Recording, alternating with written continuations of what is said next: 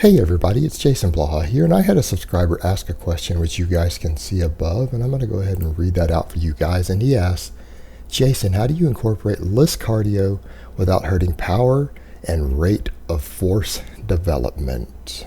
All right, I want to try to answer this question as in-depthly as I can from a couple of different angles, at least in a limited time frame and a short enough video for people to sit down and listen to in one go. Now, first of all, if your goal isn't maximum force production, you don't need huge amounts of explosive power for some competitive environment such as powerlifting or MMA or some other contact sport or some sport or competitive endeavor to where you need absolute maximum force production to compete in what you're doing. I wouldn't worry about it so much because the health benefits, the body composition benefits, just the overall quality of life and well-being benefits of incorporating regular, frequent list cardio, which is low intensity, steady state cardio, with your weight training make it worth it. So what if you lose a little bit of power production? It doesn't really matter in light of all of the benefits that you're going to glean from this. So I wouldn't worry about it in that case. Now, for people who are actual athletes who are trying to do this, we need to look at it from a couple directions. First of all, we used to believe that you will always hurt force production and maximum peak power and strength by adding cardio in, but more and more data in recent years has been coming out showing quite the opposite, and we see a lot of the top strength athletes with their coaches incorporating more and more conditioning and cardio work, and even true endurance work, not even the burst stuff, the HIIT and the GPP that people are doing, but actual list cardio is becoming more popular.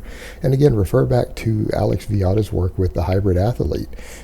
Perfect examples of how to train athletes in multiple disciplines to do a lot of this. Now, what we've actually found, though, is that what happens initially when you start doing lists, if you're already pretty strong, you're well trained, you're no longer in that first year or two of training, what happens when you start increasing the workload of lists dramatically, your strength and power goes down a little bit, meaning your 450-pound raw squat might actually drop down to a 420 for a little while if you start doing 45 minutes or an hour of lists 5 days a week just from nothing and just build up to that over a couple of weeks, because you might not even be able to do an hour of lists initially. So you are going to see an actual reduction in strength and power when you first start doing it. And we'll get back to that in a minute, but one of the things that you can do to work around that is to slowly, gradually add your lists in, meaning you might only need to do 10 or 15 minutes of just slow cardio, brisk walking around the block every day, or even only 3 or 4 days a week to start. And just over the course of 3 or 4 months, just gradually build that up. And if you do that, you're unlikely to see any major changes, because what ends up happening is, most of you guys know who look at this, we have something called SAID, which is specific adaptations to imposed demands. Whatever training stimulus that you're giving your body the largest signals of, you're going to adapt to. That is what your body is going to spend more of its resources adapting to, and you will always adapt to the specific demands, whether it's a joint angle specificity from training or a certain type of cardio or whatever. You're going to adapt specifically to what you impose the demands on your body of. And there might be carryover to other endeavors, and there usually is, but the primary response is going to be that. So if you dramatically increase your list cardio, your body is going to not only stop putting extra resources into gaining peak power and strength, it might even divert resources and adaptation away from that for a bit to handle the new training stimulus. So one option that you have is to so gradually increase it that your body expends minimal resources trying to adapt to it. And when you come to something specifically like list cardio, if you're starting from an untrained state with it, you haven't been doing really cardio at all, it's actually easier for your body to adapt. Just like you gain strength rapidly when you first start lifting weights, to the point to where if you were to slow it down and say only gain strength at half the speed that you would be able to on a novice program, you're probably not even going to get fatigued or tired or even notice it, and you're not going to see any difference really in the way that your body recovers. The only time recovery even becomes an issue is when you're actually trying to gain more than 50 or 60% of what you could gain. Like when you don't even have to get to 100%, but when you go over about 50% of what you could be gaining in terms of any training adaptation, that's when you need to allocate resources, allocate recovery ability, things like that. And so the same thing applies to cardio, and particularly when you consider that humans are much, much better at list cardio and endurance work than we are at other training stimulus. We're actually an endurance-based species. We are well built for endurance. That's a whole other topic, but something I should address at some point as to why that is. But we are probably the most endurance-oriented mammal on the face of the earth. We can train ourselves to outrun a horse given 2 or 3 days runtime to do it. So this is what we excel at, so we adapt to it easy. So if you make it gradual enough that your body doesn't really notice, it will usually allow you to continue to train maximally for your power. So that is something to consider. But even then, you might see a little bit of a stall and regression for a short period of time if you do it that way, but eventually you will adapt. You are just far less likely to see the change if you're very, very gradual with it. And you might even need to spend 6 months gradually increasing your list from literally doing 10 minutes of just walking around the block a day and building from there so that your body doesn't notice. And you might have to go that slow. But in some cases, you're still going to regress no matter what you do, depending upon how focused you have been on power and how strong and powerful you are. The more advanced you are as a strength athlete or even an explosive-based athlete, the more likely you are to see a hit in your performance based upon other training stimulation. It's just the way it is. Just like you guys know with noobs, they gain strength no matter what else they're doing. You put a noob under a squat bar or have him start deadlifting, or she, as it may be, they're going to tend to gain strength no matter what they're eating, no matter what other training or exercise they're doing. And the more advanced they get, the more and more difficult it becomes. And so the same thing with adding lists into someone who's an advanced lifter. The more advanced you are, the more likely you are to see a hit.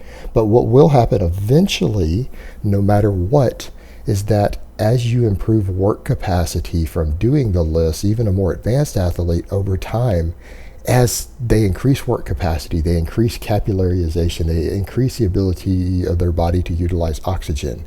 What ends up happening is that it improves recovery over time. It improves work capacity over time. And what ends up happening, because they have a higher work capacity, in the long term, say over the course of a year, let's say that over the first 3 months, they've lost a little peak power. They've lost a little bit of peak strength.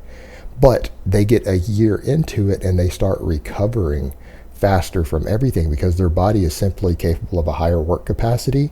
Their body clears waste products faster due to being cardiovascularly fit. And I don't mean from the burst stuff like HIIT. I mean true endurance, the stuff that really builds all those capillary beds and the ability of your muscle tissue to clear waste products. You will actually start to gain strength even faster. And what you might find is that a year and a half into adding your list cardio, you might actually find that you break past a strength plateau that you may have been stuck at. And the reason for that is purely recovery. One of the biggest reasons people throw anabolics into the mix, they help you recover faster. Well, if you can recover faster, you can train a little harder, you can push yourself a little more frequency, a little more volume, and recover from it. And if you can do that, you will gain strength a little more quickly. So in the grand scheme of things, the additional recovery that you gain from this list cardio can actually help you in the long term, the long game, not the short game, with improving strength and power purely as a result of the additional recovery and work capacity that it yields.